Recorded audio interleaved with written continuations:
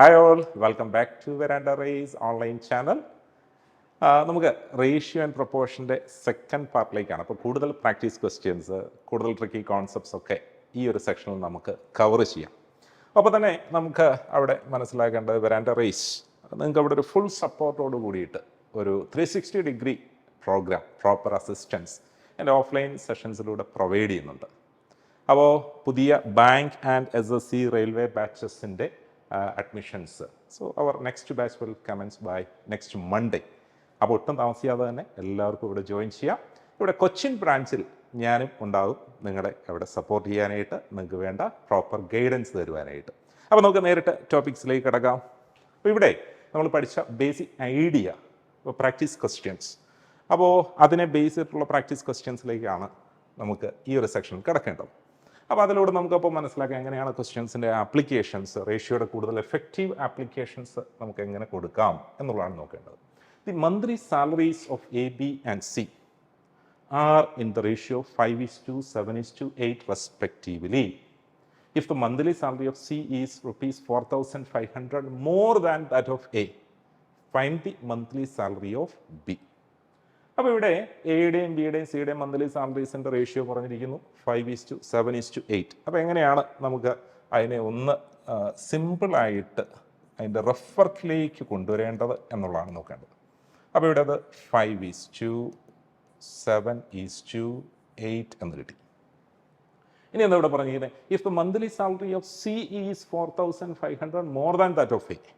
അപ്പോൾ ഇവിടെ നമ്മൾ നോക്കിക്കഴിഞ്ഞാൽ സിയും എയും തമ്മിലുള്ള ഡിഫറൻസ്, അപ്പോൾ സിയും എയും തമ്മിലുള്ള ഡിഫറൻസ് എന്ന് പറയുന്നത് ഇവിടെ ശ്രദ്ധിച്ചേ, ഈ 5 8 ഡിഫറൻസ് അല്ലേ, അത് 3 ആണ് അല്ലേ. റേഷ്യോ വാല്യൂസിൽ അത് 3 ആണ്. അപ്പോൾ സിയും എയുമായിട്ട് salary of C is 4,500 more than that of A. അപ്പോൾ ഈ 3 ഈസ് റെപ്രസെൻറ്റിങ് 4,500, ആക്ച്വലി 4,500. അങ്ങനെയാണെങ്കിൽ മന്ത്ലി സാലറി ഓഫ് ബി, അപ്പോൾ ബിയുടെ മന്ത്ലി സാലറി 7 അല്ലേ. ഈ 7 എന്താണ്?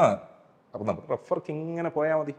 അപ്പോൾ അധികം സ്റ്റെപ്സ് ഒന്നും എഴുതാതെ തന്നെ നമുക്ക് ആൻസറിലേക്ക് വരാം. അപ്പോൾ നോക്കേണ്ട ഇത്രയേ ഉള്ളൂ. 3 ഈസ് റെപ്രസെൻറ്റിങ് 4,500. അത് നമുക്ക് മനസ്സിലായി. 3 എന്തുകൊണ്ട് മൾട്ടിപ്ലൈ ചെയ്യുമ്പോഴാണ് 4,500 വരിക. അപ്പോൾ ഇവിടെ 3 × 1,500 ചെയ്താൽ പോരെ, അപ്പോഴാണ് 4,500 ആകുക. അപ്പോൾ ഇവിടെ 7നെയും × 1,500 ചെയ്തു. 7 × 1,500 ഓർത്ത് നോക്കൂ. 15 7 എത്രയാണെന്ന് നോക്കിയാൽ മതി. അപ്പോൾ 10 × 7 എന്ന് പറയുമ്പോഴത്തേന് 70 വന്നു. 5 × 7 എന്ന് 35 വന്നു. അപ്പോൾ 105 എന്ന് വന്നില്ലേ. അപ്പോൾ ഇവിടുത്തെ വാല്യൂ വന്നപ്പോൾ 105 കഴിഞ്ഞിട്ട് 2 0 കൊടുത്താൽ മതി. അപ്പോൾ നമ്മുടെ ആൻസർ എന്ത് കിട്ടിക്കോളും? Option A. ഇനി ഇത്തരം ക്വസ്റ്റ്യൻസ് ചെയ്യുമ്പോഴത്തേക്കിന് ഇത്രയൊന്നും കാൽക്കുലേഷൻ ഇല്ലാതെ പെട്ടെന്ന് ആൻസറിലേക്ക് എത്തിച്ചേരുവാനായിട്ട് സഹായിക്കുന്ന ഒരു സൂപ്പർ ട്രിക്കും കൂടെ ഞാൻ പറഞ്ഞുതരാം. പലപ്പോഴും SSC അല്ലെങ്കിൽ വിവിധ കോമ്പറ്റേറ്റീവ് എക്സാംസിൽ ഇത്തരത്തിലെ ബേസിക് മോഡൽ ക്വസ്റ്റ്യൻസ് വരുമ്പോഴൊക്കെ നിങ്ങൾക്ക് അപ്ലൈ ചെയ്ത് പരീക്ഷിച്ച് വിജയിക്കാവുന്ന 1 സെക്കൻഡിൽ ആൻസർ കിട്ടുവാനായിട്ട് സഹായിക്കുന്ന ഒരു ട്രിക്കാണ് കേട്ടോ. പറഞ്ഞു വരുമ്പോൾ വലിയ സംഭവമൊന്നുമില്ല. ഡിവിസിബിലിറ്റി കോൺസെപ്റ്റാണ്. ഡിവിസിബിലിറ്റി കോൺസെപ്റ്റ് എന്ന് പറയുന്നത് ഇത്രയേ ഉള്ളൂ. അപ്പോൾ നമ്മൾ ഈ ക്വസ്റ്റ്യൻസ് മുഴുവൻ വായിക്കേണ്ട ആവശ്യമൊന്നുമില്ല. പകരം നമ്മൾ എന്താണ് കണ്ടുപിടിക്കാൻ പോകുന്നതെന്നുള്ളത് ശ്രദ്ധിച്ചു. അപ്പോൾ എന്താണ് കണ്ടുപിടിക്കാൻ പോകുന്നത് വെച്ച് കഴിഞ്ഞാൽ മന്ത്ലി സാലറി ഓഫ് ബി, ഇതാണ് കണ്ടുപിടിക്കാൻ പോകുന്നത്. അപ്പോൾ നമ്മൾ ശ്രദ്ധിച്ചു, ഈ ബിയെ സൂചിപ്പിക്കുന്ന മന്ത്ലി സാലറി ഏതാണ്? അപ്പോൾ ഇവിടെ മന്ത്ലി സാലറി ഓഫ് ബി ആണ് നമ്മൾ കണ്ടുപിടിക്കാൻ പോകുന്നത് എന്നുള്ളപ്പോൾ ഇവിടുത്തെ റേഷ്യോ നമ്മൾ കണ്ടു. A:B:C എന്ന് പറയുന്നത് 5:7:8 ആണ്. അപ്പോൾ ബിയുടെ മന്ത്ലി സാലറി എന്താണ്? അപ്പോൾ 7 അല്ലേ. അപ്പോൾ നമുക്ക് പെട്ടെന്ന് തന്നെ പറയാം, ബിയുടെ മന്ത്ലി സാലറി 7ൻ്റെ ഒരു മൾട്ടിപ്പിൾ ആയിരിക്കും. അപ്പോൾ മന്ത്ലി സാലറി ഓഫ് ബി എന്ന് പറയുന്നത് it should be a multiple of 7. Right, ഇതാണ് അവിടുത്തെ ട്രിക്ക്. കാര്യം വളരെ സിമ്പിളാണ്. പക്ഷേ നമ്മുടെ ഓപ്ഷനിൽ 7ൻ്റെ മൾട്ടിപ്പിൾ ഒരാളെ ഉള്ളൂ എങ്കിൽ ഓർത്ത് നോക്കിയേ എത്രത്തോളം ഫേവറബിൾ ആയിരിക്കും സിറ്റുവേഷൻ. വളരെ പെട്ടെന്ന് നമുക്ക് ആൻസറിലേക്ക് എത്തിച്ചേരരുതോ? ബാക്കി കാര്യങ്ങളെ ഒന്നും പരിഗണിക്കേണ്ട. അപ്പോൾ നമുക്കിനി 7ൻ്റെ മൾട്ടിപ്പിളിനെ ഒന്ന് ഐഡൻറ്റിഫൈ ചെയ്യണം, അത്രയേ ഉള്ളൂ. ഇപ്പോൾ ഇവിടെ ഈ 105 കണ്ടു, മനസ്സിലായി 7ൻ്റെ മൾട്ടിപ്പിളാണ്. So there is a chance we have to keep it in a pending list. അല്ലാതെ അത് ഡിവിസിബിൾ ആണ് എന്ന് കിട്ടിയ ഉടനെ തന്നെ അതാണ് ആൻസർ എന്ന് കൺക്ലൂഡ് ചെയ്യല്ല നമ്മളിവിടെ ചെയ്തത്. അത് നമ്മുടെ പെൻഡിങ് ലിസ്റ്റിലിട്ടു. ഇനി അടുത്തയാളെ നോക്കി, ഇത് 12, it is not divisible.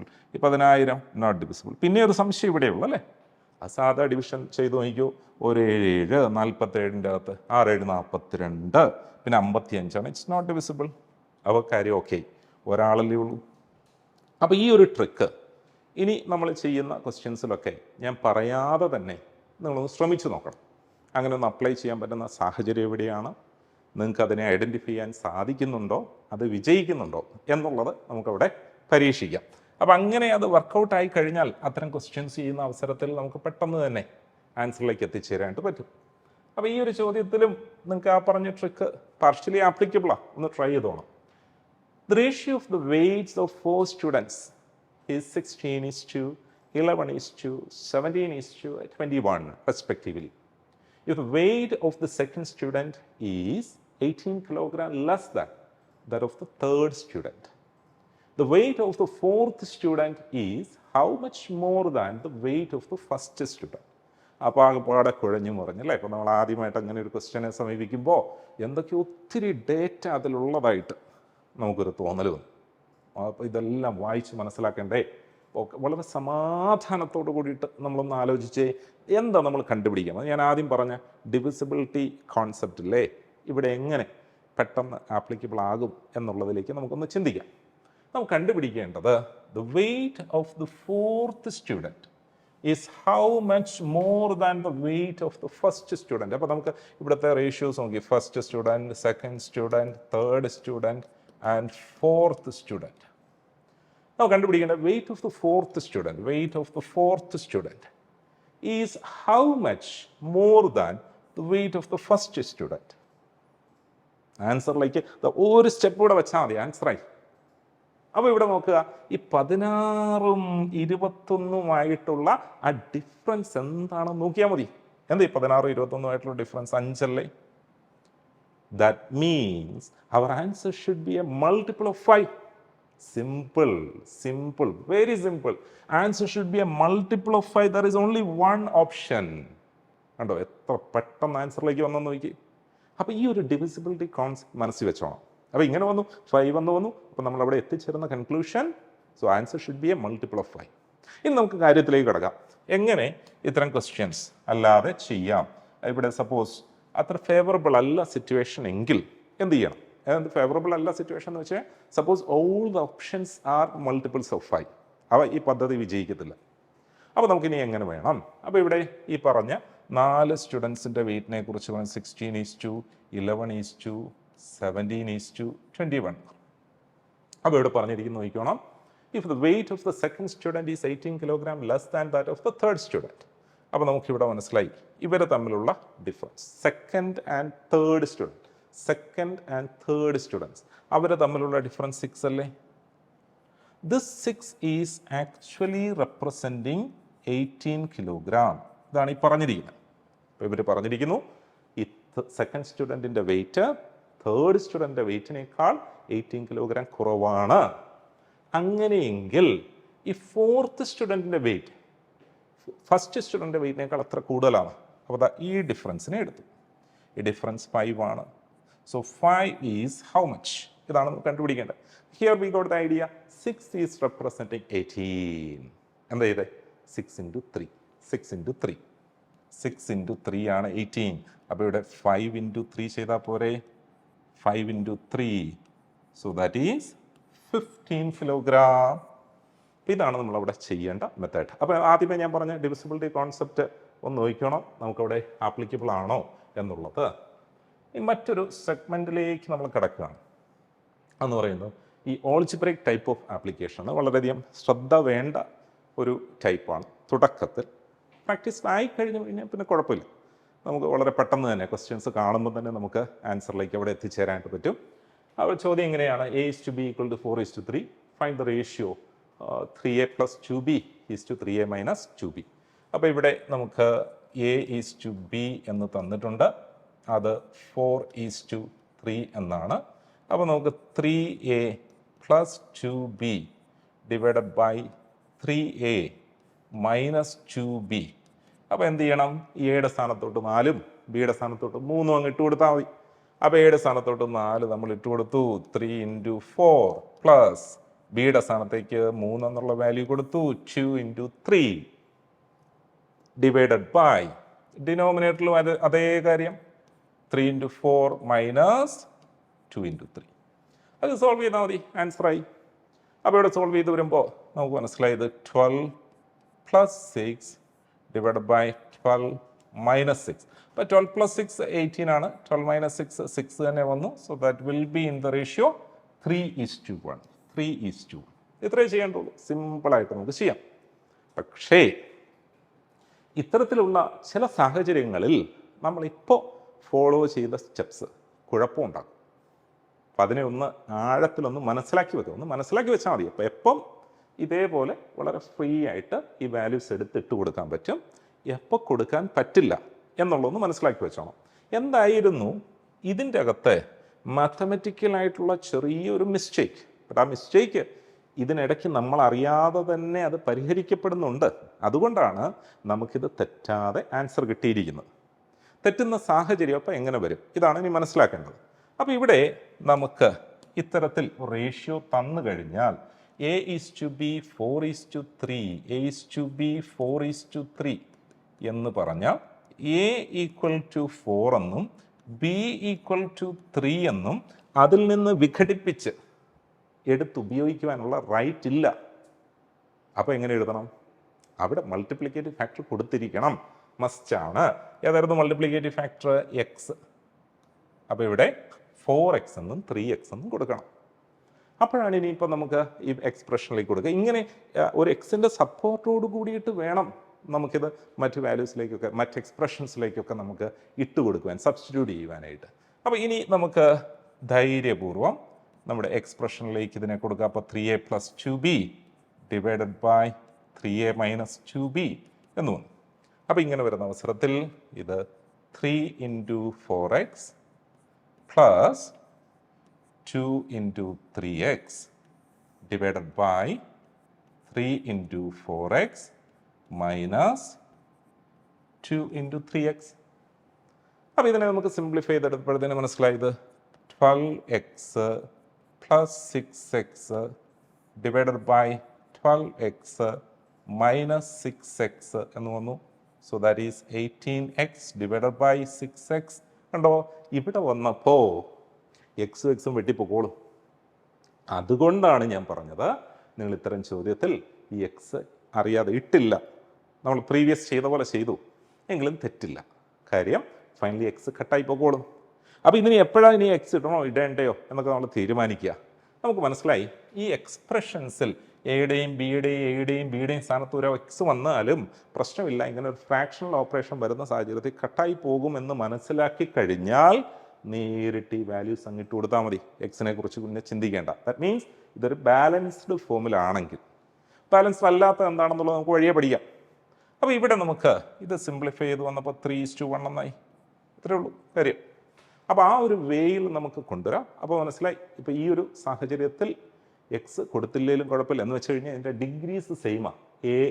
A ഇവിടെയുണ്ട്, ബി ഇവിടെയുണ്ട്, ബാലൻസ്ഡ് ആണ്. ഈ ബാലൻസ്ഡ് അല്ലാത്ത സാഹചര്യങ്ങൾ അപ്പോൾ വന്നാൽ എങ്ങനെയായിരിക്കും ബാലൻസ്ഡ് അല്ലാത്ത സാഹചര്യങ്ങൾ വരിക? അപ്പോൾ ഈ ഒരു ക്വസ്റ്റ്യൻ നോക്കിയോ. അപ്പോൾ ഇവിടെ ആദ്യം ഒരു പെർസെൻറ്റേജ് വൈസ് റിലേഷൻ പറഞ്ഞു. അപ്പോൾ നമ്മൾ ഓൾറെഡി ആ ഒരു ട്രിക്ക് കോൺസെപ്റ്റ് എൻ്റെ ഫസ്റ്റ് പാർട്ടിൽ പഠിച്ചു. അപ്പോൾ നിങ്ങൾ ഈ ഒരു പ്രോസസ്സിനെ, ഈ ഒരു ലേണിംഗ് പ്രോസസ്സിനെ നിങ്ങൾ മനസ്സിലാക്കേണ്ടത് കേവലം ഈ ഓരോ വീഡിയോസ് നമ്മൾ കണ്ടങ്ങനെ പോകുന്നു എന്നുള്ള നിലയ്ക്കല്ല, മറിച്ച് നമ്മൾ ഫസ്റ്റ് സെറ്റിൽ പഠിച്ച ചില ചെറിയ കോൺസെപ്റ്റ്സ് ഒക്കെ. So those all are basic tools. അപ്പോൾ ഓരോ ചെറിയ ടൂൾസാണ് കേട്ടോ, ഓരോ ചെറിയ എക്യുപ്മെൻറ്റ്സാണ്. അപ്പോൾ പിന്നീട് അവയൊക്കെ കൂടെ ചേർത്ത് വെച്ചിട്ട് വേണം ഒരു ലാർജ് പ്രോജക്റ്റിനെ നമ്മൾ അപ്രോച്ച് ചെയ്യാൻ. അപ്പോൾ അതെല്ലാം നമ്മുടെ കയ്യിൽ ഉണ്ടായിരിക്കണം, ഭദ്രമായിരിക്കണം, നിങ്ങൾ പ്രൊഫഷ്യൻ്റ് ആയിരിക്കണം. അതൊക്കെ എടുത്ത് അപ്ലൈ ചെയ്യാനായിട്ട് നമുക്ക് പറ്റണം. ഓക്കെ. അപ്പോൾ ഇവിടെ ഈ ക്വസ്റ്റ്യൻ വന്നപ്പോൾ ആദ്യമേ നമുക്ക് അതിൻ്റെ പെർസെൻറ്റേജ് വേർഷനെ കുറിച്ച് ചിന്തിക്കാം. A is 25% of B. അപ്പോൾ നമുക്ക് എങ്ങനെ എഴുതി? A is to B. അപ്പോൾ B എന്ന് പറയുന്നത് 100 ആണെങ്കിൽ A എന്ന് പറയുന്നത് 25 ആണ്. 25% ഓഫ് B.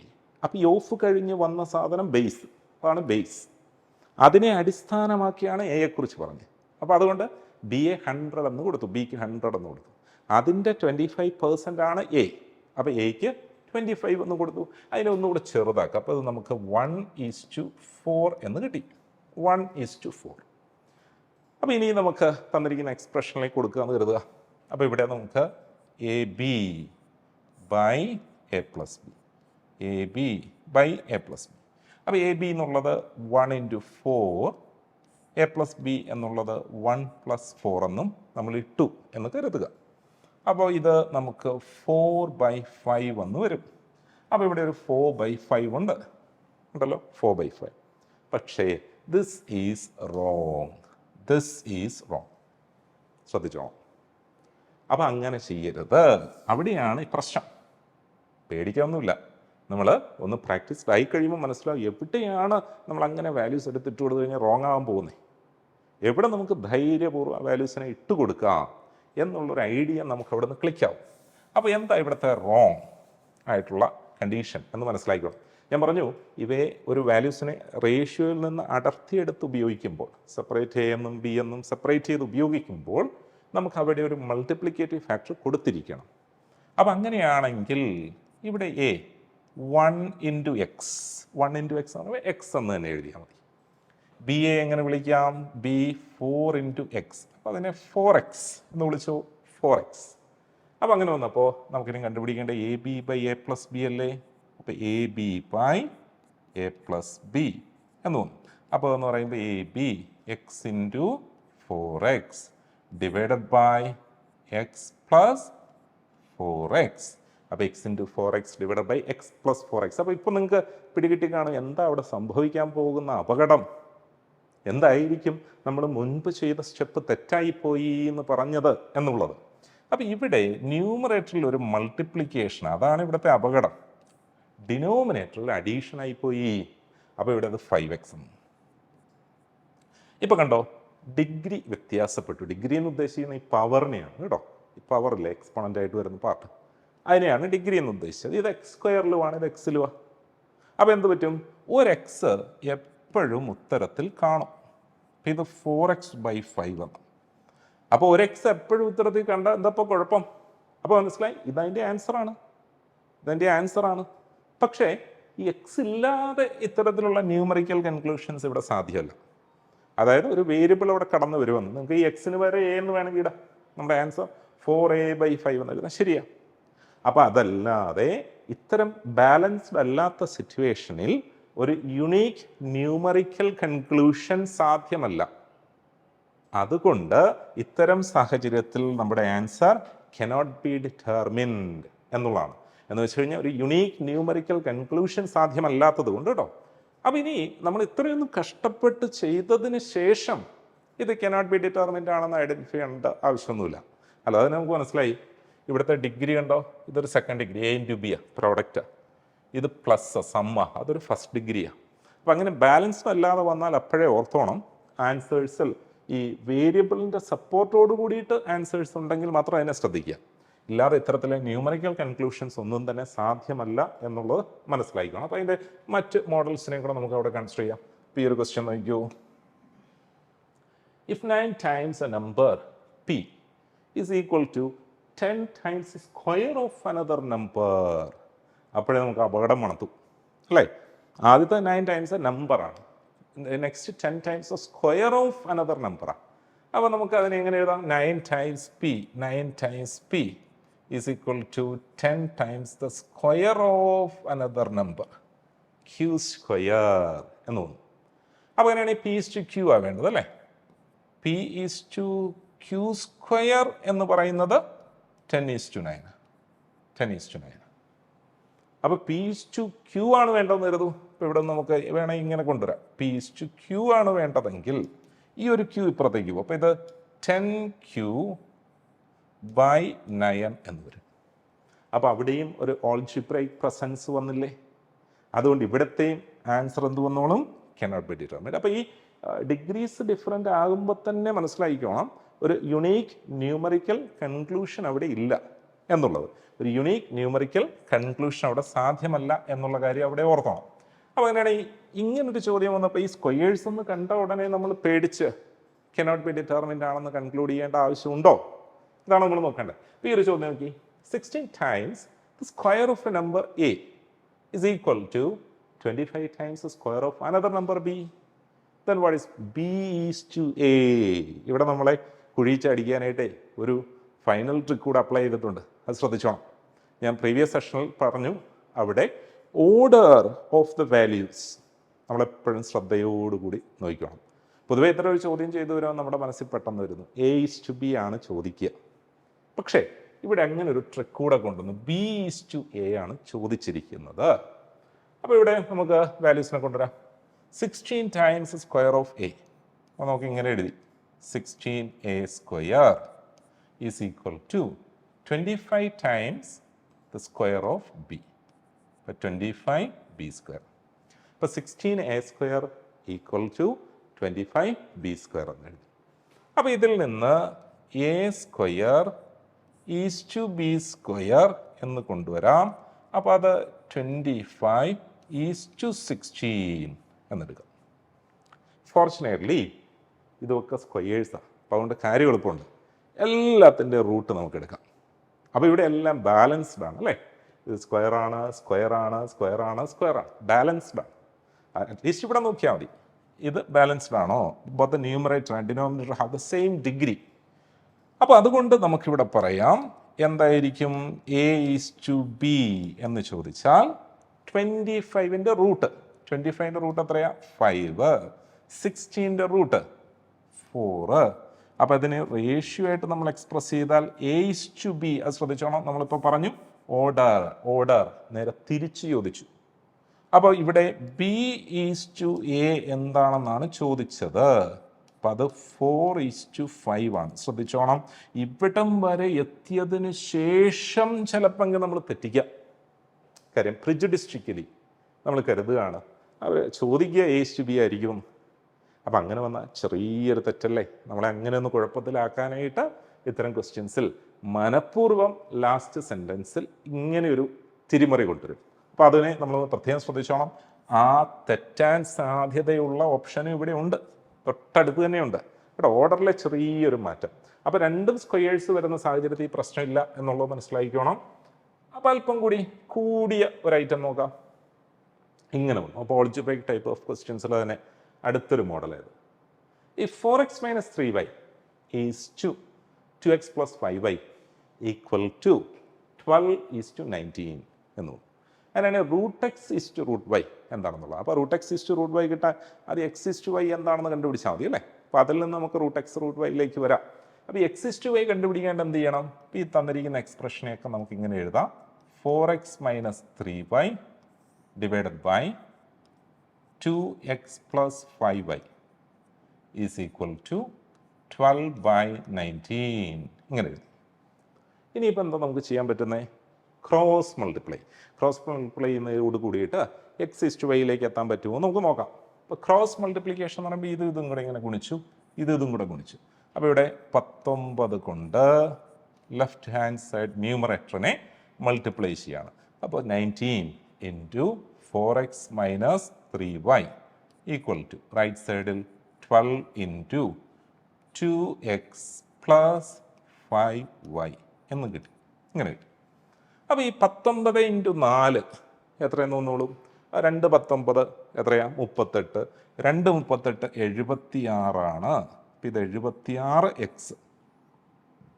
19 × 3 എന്താ വരിക? 57 അല്ലേ? 57y എന്നും വന്നു. ഇനി റൈറ്റ് സൈഡിലേക്ക് പോരെ. 12 × 2 24x. 12 × 5 60y ഇങ്ങനെ കിട്ടും. ഇനിയിപ്പോൾ എക്സ് വലുത് കിടക്കുന്ന ഇടതുവശത്ത് അങ്ങോട്ടേക്ക് 24നെ കൂടെ കൊണ്ടുവരൂ.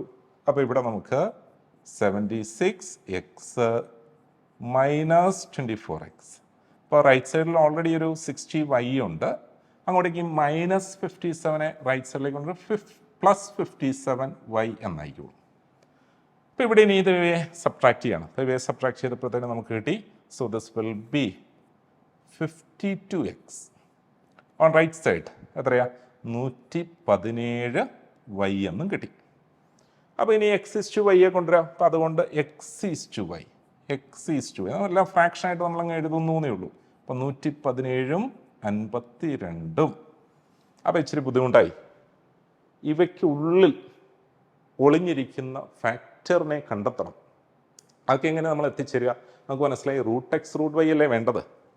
ഈ റൂട്ട് എക്സ് റൂട്ട് വൈ വേണമെങ്കിൽ ഇതും ഇതും എന്തിൻ്റെയൊക്കെയോ സ്ക്വയേഴ്സ് ആയിരിക്കണമെങ്കിലേ നമുക്ക് ഇത്തരത്തിൽ കൺവീനിയൻ്റ് ആയിട്ടുള്ള ഒരു കൺക്ലൂഷനിലേക്ക് എത്താൻ പറ്റുമെന്ന് മനസ്സിലാക്കുക. അപ്പോൾ നമുക്ക് മനസ്സിലായി 117 നമുക്ക് കണ്ടിട്ട് അങ്ങോട്ട് പിടിക്കുന്നില്ല. കാര്യം അതൊന്നിൻ്റെ സ്ക്വയറല്ല, 52 ഒന്നിൻ്റെ സ്ക്വയറല്ല. അപ്പോൾ ഒന്ന് ചിന്തിച്ച് നോക്കണം, അതിൻ്റെ അകത്ത് ആരുണ്ടോ ഒളിച്ചിരിക്കുന്നത്?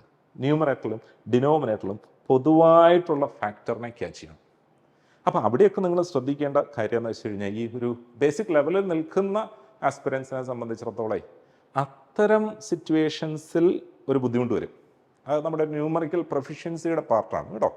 അപ്പോൾ അവിടെ നമ്മൾ ടെൻഷൻ അടിക്കേണ്ട, ഗ്രാജുവലി പ്രാക്ടീസിലൂടെ നമ്മളതിൽ ഇമ്പ്രൂവ്ഡ് ആയിക്കോളും.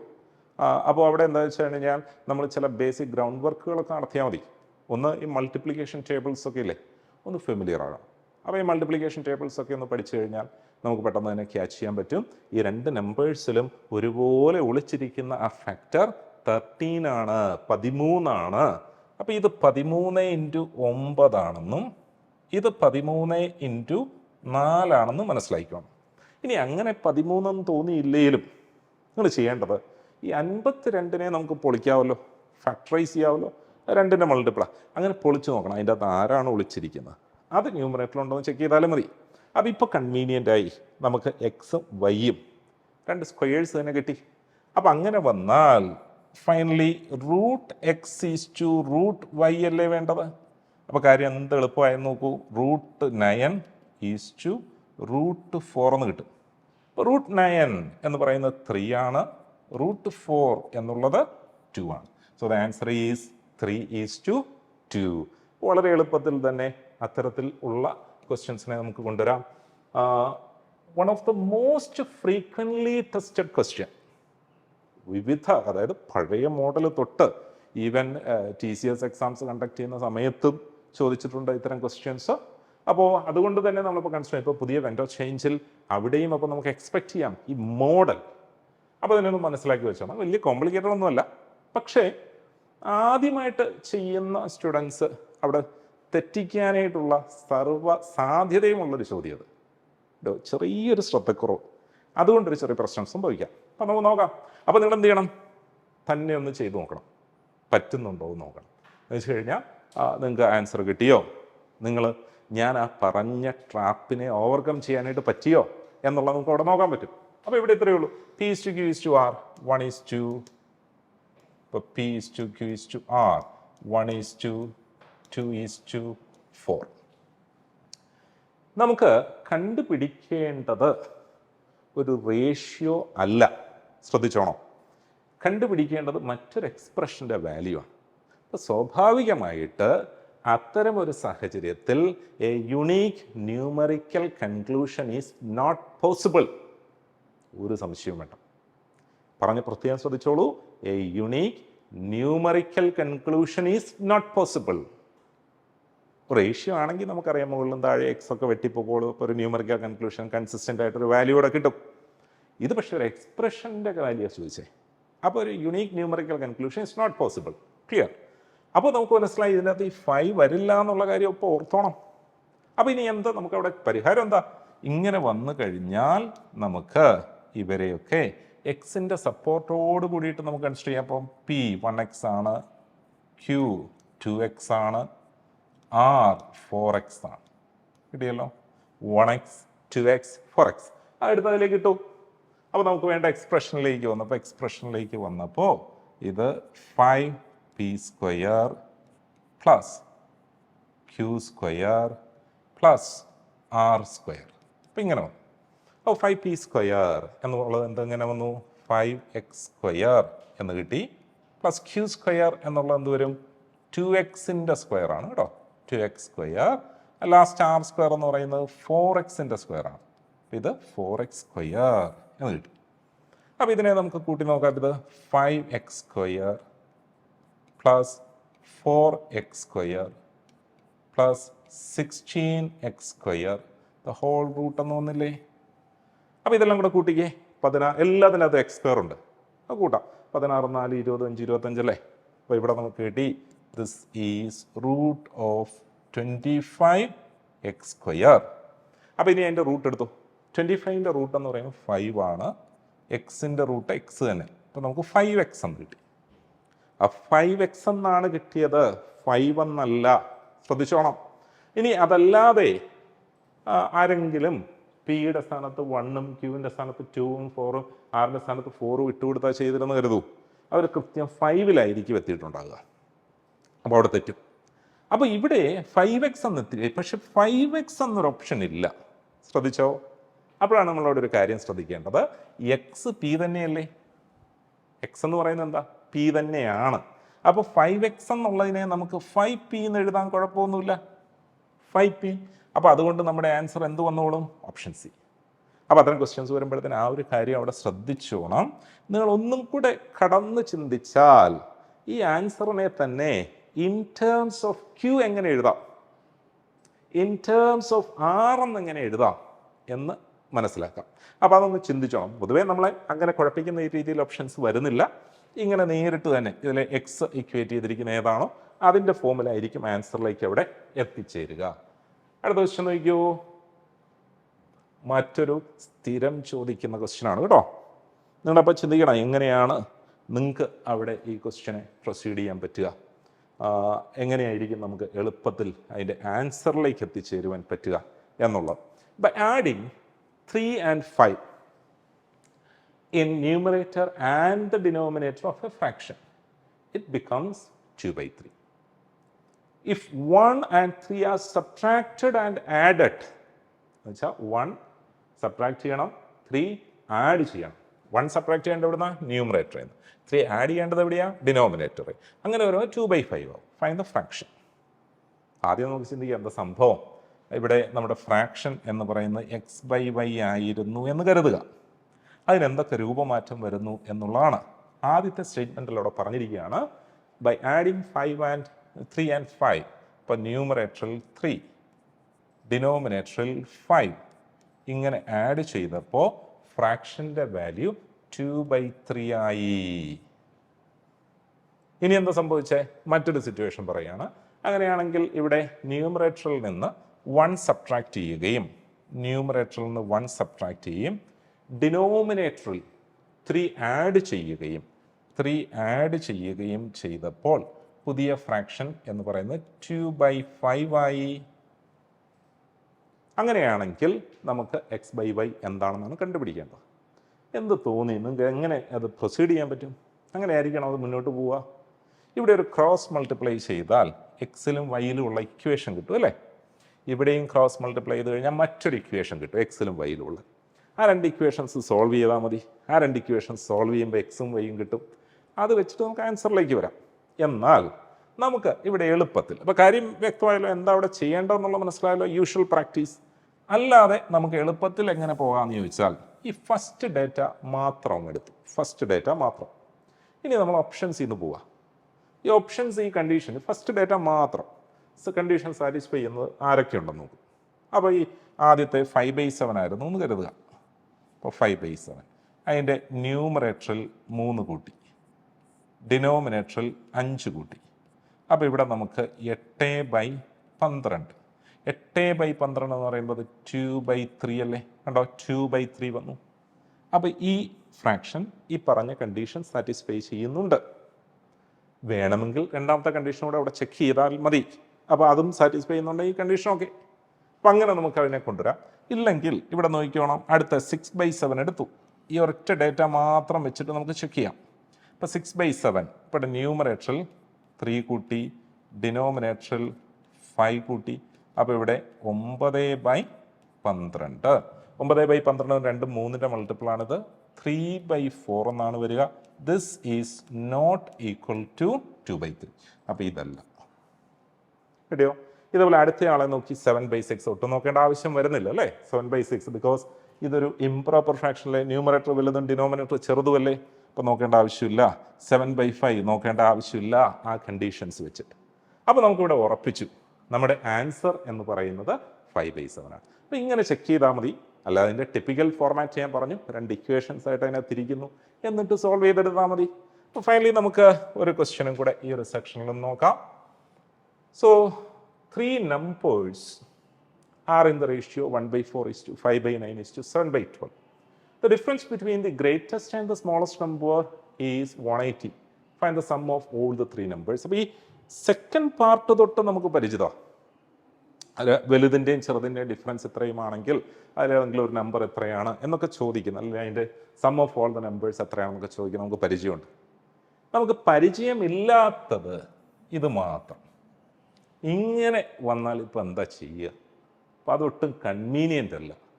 അപ്പോൾ അതിനെ നമുക്ക് ആദ്യമേ ഒരു കൺവീനിയൻറ്റ് ഫോമിലേക്ക് കൺവേർട്ട് ചെയ്യണം. ആ റേഷ്യോയെ ഒരു ഇൻ്റഗ്രൽ ഫോമിലേക്ക് ഈ റേഷ്യോയെ നമുക്ക് കൺവേർട്ട് ചെയ്യണം. അതിപ്പോൾ എങ്ങനെയാണ് എന്നുള്ളതാണ് ഇതിലൂടെ നമ്മൾ മനസ്സിലാക്കേണ്ടത് കേട്ടോ. ഇങ്ങനെ ഫ്രാക്ഷണൽ ഫോമിൽ റേഷ്യോ വന്നാൽ ഇപ്പോൾ 1/4 5/9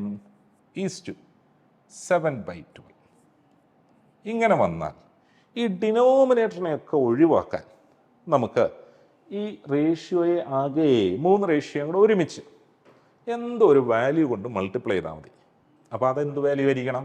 ഈ 4, 9, 12 ഇവയുടെ LCM ആയിരിക്കണം. അപ്പോൾ നമുക്കിനി LCM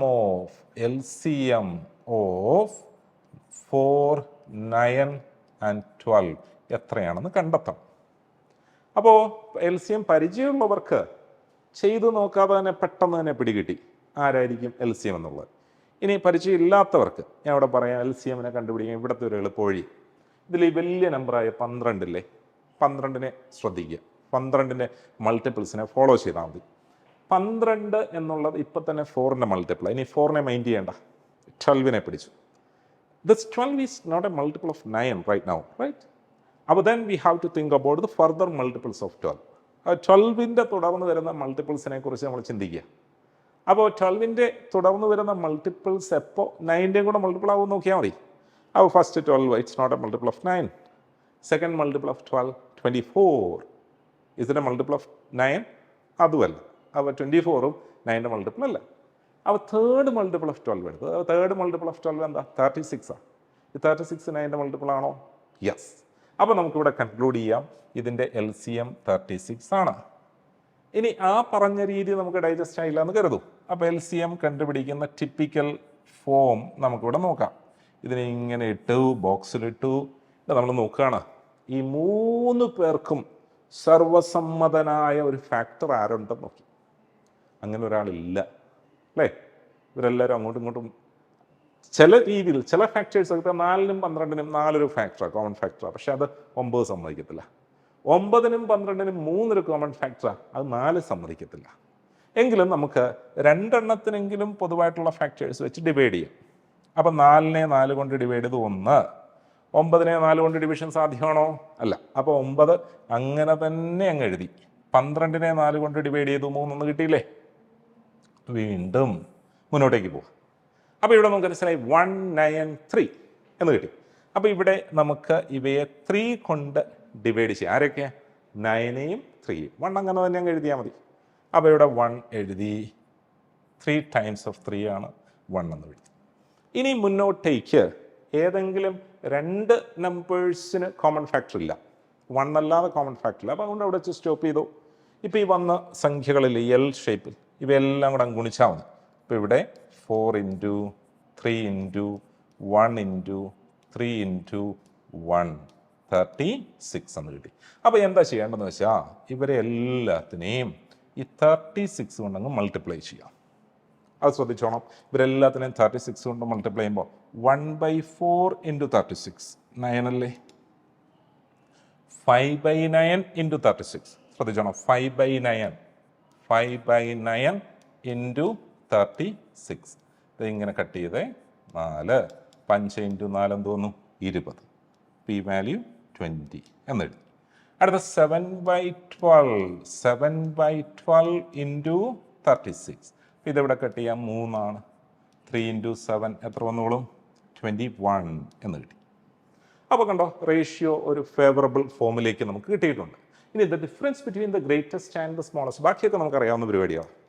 അപ്പോൾ ഇതിൻ്റെ എല്ലാത്തിൻ്റെയും കൂടെ സം എന്താണെന്ന് നോക്കി. സമ്മല്ലേ നമുക്ക് കണ്ടുപിടിക്കണ്ടേ. ഇതിൻ്റെ എല്ലാത്തിനെയും കൂടെ സം 21 9 കൂടെ കൂട്ടിയോ 30 30 + 20 എന്താ 50.